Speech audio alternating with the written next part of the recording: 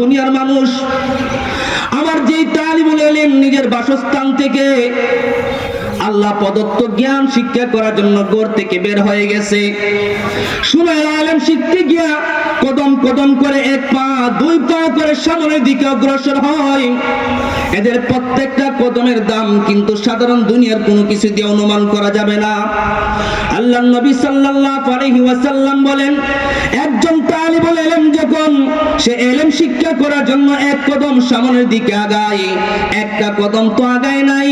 একটা বছর পুরা 365 দিন আল্লাহ তাআলার ইবাদত করলে, দিনে রোজা রাখলে, সারা রাত ইবাদত বندگی করলে যেই পরিমাণ তার আমলনামায় সওয়াব লেখা হওয়ার কথা ছিল,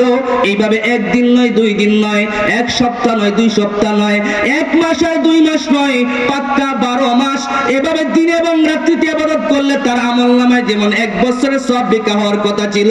একজন তালিবুল ইলম যখন ইলম শিক্ষা করার জন্য ঘর থেকে বের হয়ে সামনের দিকে এক এক কদম করে অগ্রসর হয়, তার প্রত্যেকটা কদমের বিনিময়ে আল্লাহ তাআলা তার আমলনামার মধ্যে এক বছরের ইবাদত বندگির সওয়াব লিখে দেয়। সুবহানাল্লাহ।